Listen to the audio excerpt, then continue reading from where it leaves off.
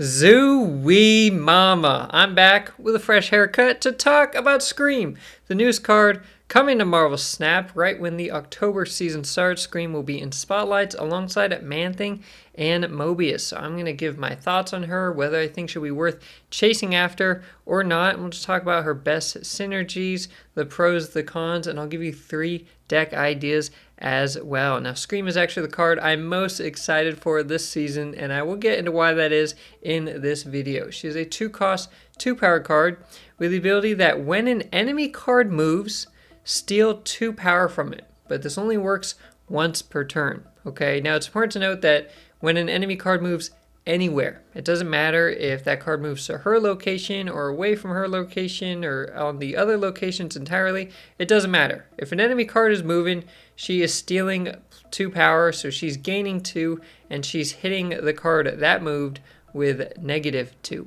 When talking about her key synergies, we're going to be looking at some movers, okay? Specifically moving your opponent's cards. This is going to be things like Cannonball, Juggernaut, Polaris, Spider-Man. Also something like Magneto, which can just be a really big turn 6 play. Now it is only once per turn, so even if Magneto moves 3 or 4 of your opponent's cards, Scream will only hit one of them, okay? And then something like Craven benefits. He benefits from just all move that happens, whether it's on your side of the board or your opponent. So that's just some nice obvious synergy there. And he just got buffed. Craven is now a 3-powered card. He was recently 2-power.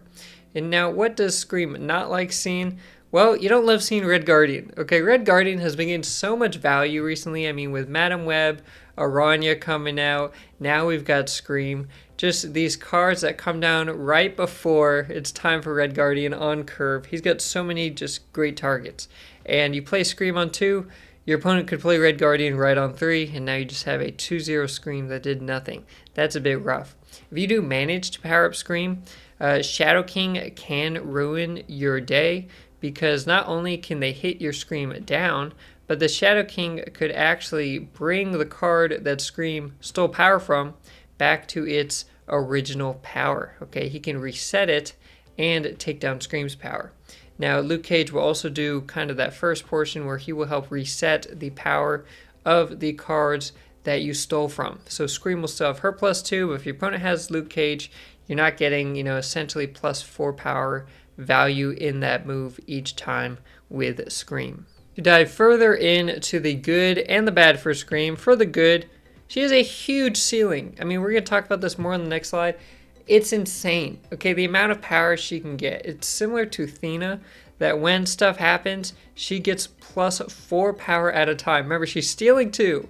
So if she just steals power 1 time, that's +4. She's getting +2, and she's giving a card on your opponent's side of the board -2. Okay, so she steals something once, that's now a 2/6.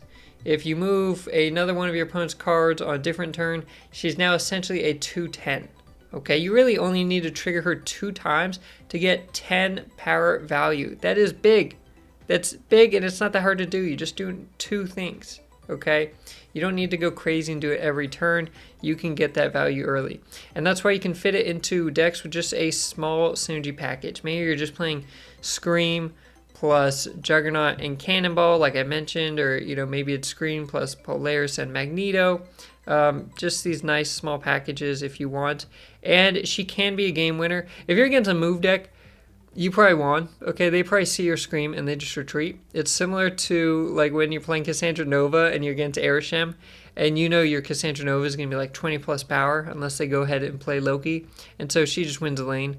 With Scream, she's going to get so powerful consistently against move decks, and she's going to hit their cards down. I mean, if you played Scream before they got their Human Torch moving, you might hit their Human Torch to 0 power, and whenever he moves, he just doesn't do anything. He can't double up. He would become negative power. Okay, it's absolutely crippling when you get into a good matchup here. She hard counters move. Now, what about the bad for Scream? What are some of the negative aspects? Well, she does require synergy, right? Even if I mentioned you can do a small package, you need some kind of package, whether you're doing a full deck that can move your opponent's stuff or something small. You don't want to play only Scream and just hope that your opponent's going to have stuff that moves, okay? If there are times where Nocturne is back in every deck, or everyone's playing Jeff, or Move is like 25+% of the meta, then it may be worth it to just run Scream alone. But usually you're going to want something, okay? Whether it's just one card or two cards or a full deck, you need some kind of synergy. So she does have that requirement.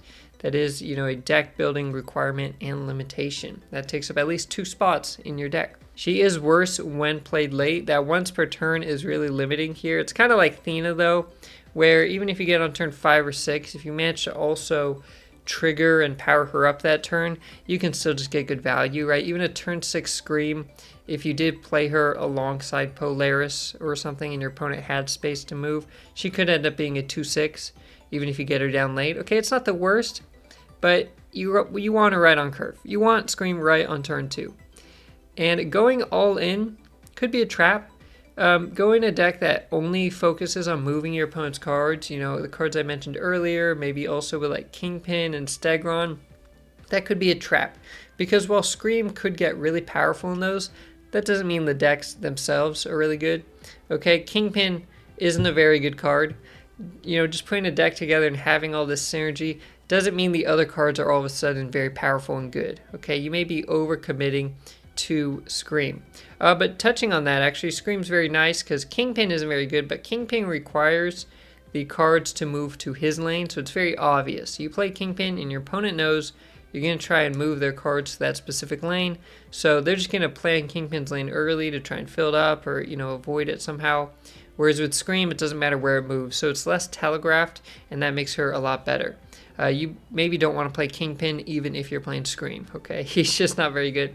And then again, the Red Guardian value. I mean, it's right on curve. You play Scream, turn 3. If your opponent snaps, you can assume they're about to slap down a Red Guardian and ruin your day. To visualize Scream's floor and her ceiling, her floor or her reasonable worst is that no enemy cards move. Okay, she's just a 2/2. Maybe you had cards to move your opponent's stuff and you didn't draw them, or you just Screamed late and you didn't have time to slide it in, and your opponent didn't, give you any free moves with like a Jeff or Nightcrawler. That's not viable, nor is it competitive. A 2/2, that's just pretty bad. Okay, that's just not good. If you can't get anything moving, she's not worth it. What about her ceiling? Well, her ceiling is that you steal like 8 power. Okay, if you play her on turn 2, and you move your opponent's cards, let's say on turns 3, 4, 5, and 6, you just have an amazing curve. You have a deck built for her. Maybe your opponent even has like a move deck and they need to move or something, or it's even going to like a 7-turn game.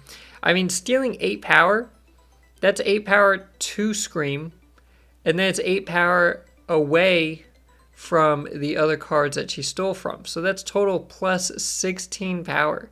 Okay, again, the math, it adds up really quick, right? In just a couple turns, getting +4 each time is crazy. That would effectively have Scream at a 218 with even some utility. You did move your opponent's cards in there, so that may have, annoyed them a bit. But that would be crazy, 218. That would definitely be overpowered if you could do it every time. Where is she on average, though? Well, on average, I think you can expect that if you're playing a deck that's built for her, or even just a small package, to move 2 things on your opponent's side of the board. In which case, she's going to be stealing 4 power. This has her as a 210, which is a very good stat line, but it does control your other plays, right? Again, if you're playing Scream, you're now more incentivized to slap down that Cannonball or slap down that Polaris. Maybe it's cards you wouldn't normally have in your deck, or it's plays you wouldn't normally make. Maybe you want to do something else on a turn, be like, oh wait, I gotta power up my Scream, let me do this, right? She might kind of limit and control your other plays, but I do think it's at a nice competitive level on average. Here's my friendly reminder to give this video a like and subscribe to the channel if you have not already. We cover every single new card that comes out in the Marvel Snap and more right here on this channel. The first deck that I've put together for Scream is actually a modification of this Dagger Clog list. Now this is a list I'm a huge fan of. I've played it a good amount. It normally has a Hazmat Ajax combo in here. Okay, you clog a little bit on your opponent's side of the board, you hit stuff with Hazmat, and then you play a big Ajax. I've now modified it though to suit Scream and focus a bit more on the clog aspect and being able to move your opponent's cards into a lane to help clog it earlier, so it's got a bit more cloggability, but you lose the Ajax. But now Scream is this 2-cost that's delivering a bunch of power. And so with this one, we do have that Cannonball. That's going to be a great finisher. It's also going to move one of our opponent's cards, and that will power up Scream. We've got Spider-Man in here. He can help clog a lane and power up Scream. He can also be Polaris. Okay, if your opponent has 1 or 2-cost cards, you can more clearly direct where those cards will go to help clog. But what's also interesting and nice about this deck is we have Ghost Spider, and we sometimes have the Grapple Arrow from Kate Bishop as well. And if you're not aware, those can work with stuff you send to your opponent's side of the board if you just played that card, okay? And so this is a great clog technique. Let's say your opponent's left location, they have 3 cards, and you want to play Green Goblin to fill that location, to be the 4th card. But you're worried that your opponent is going to fill it that turn, and then your Green Goblin is stuck on your side of the board, which is horrible. Well, you can play Green Goblin middle, and then you play Ghost Spider on your left location. And so Green Goblin will go over to their side on the middle. If they have that 4th spot open on the left, your Ghost Spider will move the Green Goblin over to the left, even though it's on their side of the board. Okay, if it's the last card you played, it will still move over. So Ghost Spider and the Grapple Arrow can move over a Green Goblin. They can move over the Acid Arrow as well. And that move will also power up Scream. So it's nice little fun synergy. It helps clog your opponent's side of the board, and it gives some power to Scream. I'm really excited to try this deck out. Next up, you know I love me some Surfer Cooks. We are looking at a Surfer Scream deck. For the most part, it's a pretty standard Surfer list, except we have Scream in here alongside Polaris and Spider-Man.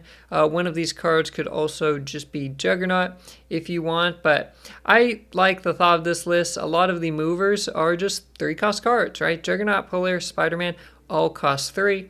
You can also follow them up with Absorbing Man if needed. So this list is pretty cool because sometimes you're very happy to do Forge into Brood into Absorbing Man. But now if you don't have Forge on turn 2, you can instead do like a Scream into Spider-Man into Absorbing Man, or Scream into Spider-Man into Gwenpool. Even if you just get 1 or 2 moves off, you're getting nice power value from this Scream.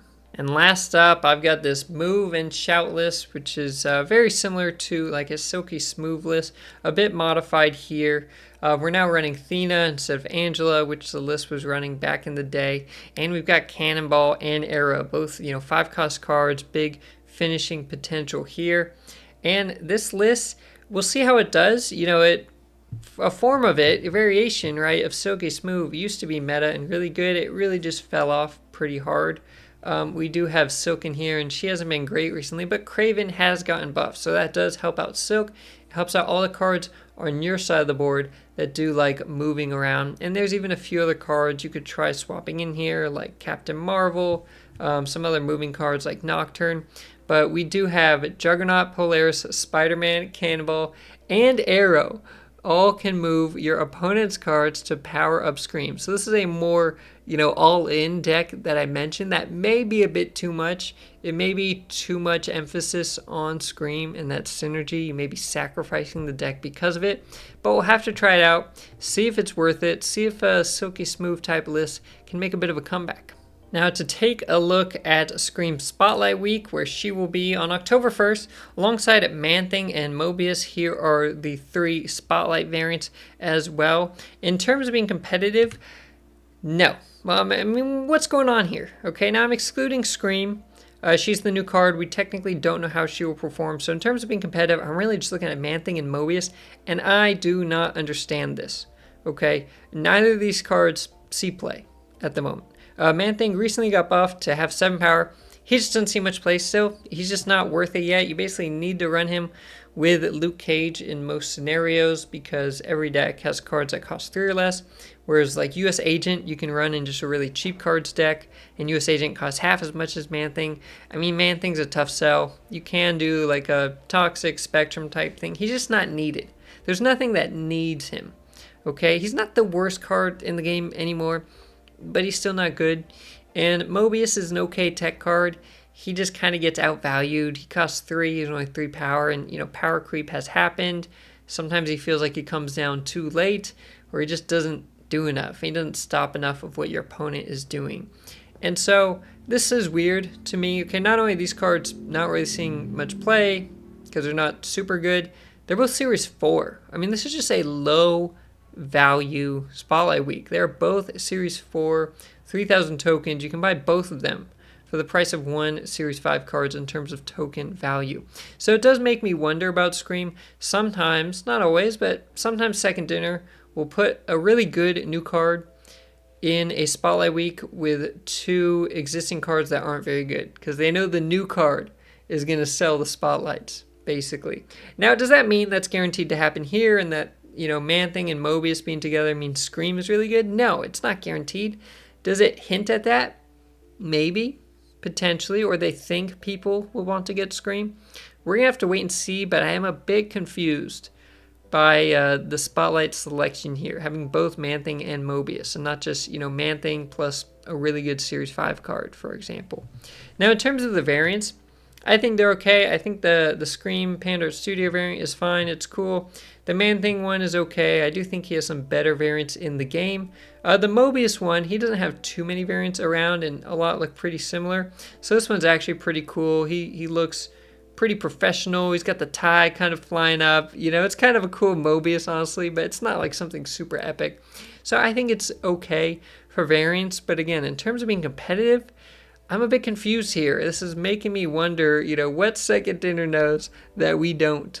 And now it's time for my ratings and yours. Now, in terms of being flexible, my predictions is that Scream is okay in terms of flexibility, and the community over here had that for the most part.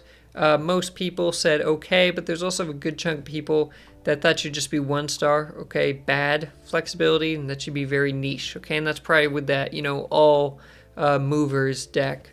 But I do think she could fit into a few more homes, but you do need kind of that card package. So originally I had her as good flexibility when I did my season preview video, but now here when I went to actually build decks with her, it was a little challenging, right? Even if you're looking to just put her in alongside Cannonball and Juggernaut, you need a list where Juggernaut isn't always hitting with priority, because if he hits with priority, I don't think Scream will be able to steal the 2 power from the cards, whereas Cannonball's always hitting a card that's face up and revealed, so Scream's always guaranteed to steal the power from it. So I don't think she's the most flexible. I still think she's one of the more flexible cards this season, because this season is very, very niche, and that's one of the reasons why I'm most excited for Scream, because I think you can play her in a deck, whether it's a full movers deck or just a small package, or if you like to deck build, just something you homebrew yourself. And then every now and then you will run into an opponent that has a bunch of moving cards and you just hard counter them, and they have a very, very small chance of winning that game. So I think that's really fun. I think cards like that are just really cool when they can just pop off sometimes, kind of like Super Scroll. Like, you get a good matchup and your opponent's like, I'm toast, right? So I love that aspect. In terms of being competitive, I do think she's going to be good. The community agrees. We had the biggest majority of people saying good, and none of the other ratings were close to that. The only downside is I don't know how good her decks are going to be, right? I mentioned the small package. For the all movers deck, she can get huge. Like, the math is there. She gets huge pretty easily in that deck, but I'm not sure if that deck's good. In the homes where she has the small package, I think that's her best potential to not only be powerful herself, but to see real play in the meta by not overcommitting to how big of power you can get on a 2-cost card. Now, my thoughts are on Scream, looking at her and looking at the season as a whole, is that she will be worth it. Again, I do think she's one of the more flexible cards this season. I think there are going to be certain metas where you do want to have her, where she will get better value from just a lot of the cards out there, if there's a lot of Nocturne and move archetypes. And I also think in terms of future synergy and potential, I think this is something that Second Dinner could look to push more, have more cards instead of just focus on clogging your opponent's side of the board, because people get annoyed by clog. Having more cards that just move stuff on your opponent's side of the board. Okay, we may see that over time, or just moving stuff on your own side of the board. And that gives Scream more good matchups if your opponent just has more things to move their own cards. So I do think she has good potential right now and good potential in the future. I think she's going to be good to have in your collection. So I think she will be worth a buy.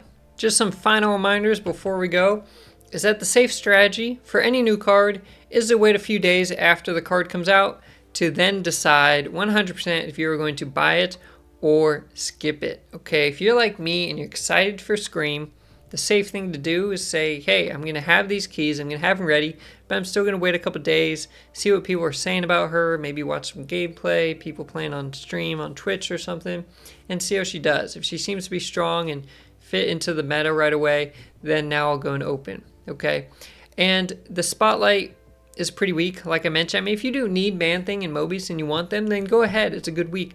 But if you're only chasing new cards that also have a good Spotlight, that's going to hurt her odds because she doesn't have a good Spotlight. The community is wrong about cards all the time. Again, we need to wait and see.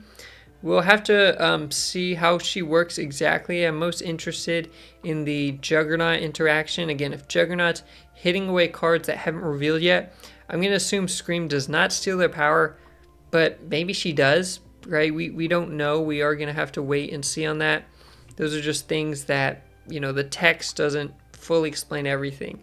So that will be interesting. If she can steal power away from unrevealed cards that Juggernaut moves, that's a huge plus. I mean, that is big, okay? That does matter. These type of little small niche interactions sometimes can make the difference between a decent card and a really good card. Resources are scarce, so prioritize the cards that fit your playstyle or that you think you will play the most. That's why I like Scream, because I can see myself putting her in just a couple different homebrew decks and having fun with her. While some of the other cards coming out later this season, they look very niche, and I'm like, I don't play this deck. I'm probably never going to play this card, even if it is really strong. And then lastly, cards get nerfed and cards get buffed. So if Scream comes out and she's OP, maybe she's really good for a while, and then maybe she gets nerfed. If she comes out and she's too weak and you're sad that you got her, well, it's possible she gets buffed later and then you're happy you got her, right? I mean, Second Dinner just does that. So it's kind of hard to know in the long term how a card will be and how much joy and competitive value you will get from it over time. So let me know your thoughts on Scream, if you think she will be good or not. Again, we have the community rating saying she would be good, but let me know what decks and combos you think she'll be best in. And until then, stay positive. I'll see you next time.